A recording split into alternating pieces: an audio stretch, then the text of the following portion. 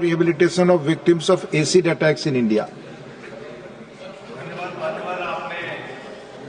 अत्यंत गंभीर विषय पे मुझे अपनी बात कहने का मौका दिया।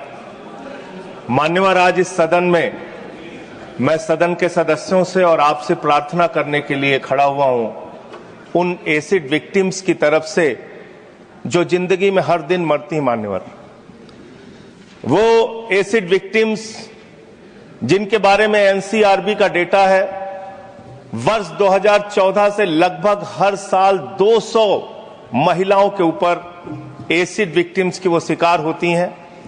80% इसमें महिलाएं होती हैं, जिसमें 30% नाबालिग बच्चियां होती हैं। मान्यवर, और इनके दर्द को जानने का मौका मिला। ब्रेव सोल फाउंडेशन है सर, दिल्ली में काम करती है वो संस्था। उस संस्था के एक कार्यक्रम में मैं गया था मान्यवर। वहां जो बच्चियां हैं उनको आप देखेंगे तो आपको आंखों से आंसू आ जाएगा। और न्याय मिलने में इतना समय, इतना विलंब। शाहीन मलिक एक बच्ची है वहां पे मान्यवर, एक महिला है, 16 साल से न्याय की आस में भटक रही है। उसको न्याय नहीं मिला, उसका चेहरा पूरा बिगड़ गया, एक आंख चली गई है। एक अनुपमा और मोहिता बच्ची थी सिवान की, 14 साल की बच्ची, उसके ऊपर एसिड अटैक हुआ। 20 साल के बाद उसको न्याय मिला, जब उनकी मृत्यु हो चुकी थी। वो दुनिया में नहीं थी मान्यवर। इसके संबंध में सुप्रीम कोर्ट ने 10 अप्रैल 2015 को एक आदेश जारी किया कि प्राइवेट हॉस्पिटल हो या सरकारी अस्पताल, दोनों जगहों पे इनका पूरी तरीके से फ्री इलाज होना चाहिए। मैं सरकार से अनुरोध करूंगा, हाथ जोड़कर विनती करूंगा, उनके फ्री इलाज की व्यवस्था की जाए। इनको मुआवजे के नाम पे मात्र 5 लाख रुपए मिलता है। कम से कम इनके इलाज के लिए 50 लाख रुपए का इंतजाम किया जाए। मान्यवर, आप हैरान होंगे, 45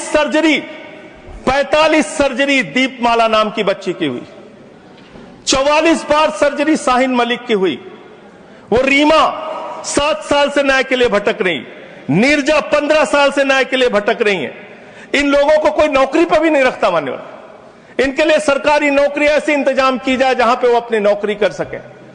ये बच्चियां सर, जब रोज सुबह उठती हैं, ये अपने चेहरे को देखती हैं, इनको रोज मरना पड़ता है। आज मैं आपके माध्यम से इस सरकार से निवेदन करता हूं, एसिड विक्टिम्स के लिए फास्ट ट्रैक कोर्ट बनाई जाए। 20-20 साल तक इन बच्चियों को न्याय के लिए भटकना पड़ता है, इनके लिए फास्ट ट्रैक कोर्ट देश के अंदर बनाई जाए। जो सीएसआर फंड है, उस सीएसआर फंड को निर्धारित किया जाए इन बच्चियों के कल्याण के लिए, उनके रोजगार के लिए, उनके इलाज के लिए। मैं आपके माध्यम से अनुरोध करना चाहता हूं इस सरकार से कि 2014 के बाद से लेकर अब तक के जितने केसेस हुए हैं, उसके पहले के भी जितने केसेस हुए हैं, उसकी समीक्षा के लिए एक केंद्रीय समिति बना के उनकी मदद और इलाज कर। माननीय Shrimati Sagarika Ghosh, need for robust blood transfusion laws for those battling thalassaemia and sickle cell anaemia. Thank you sir.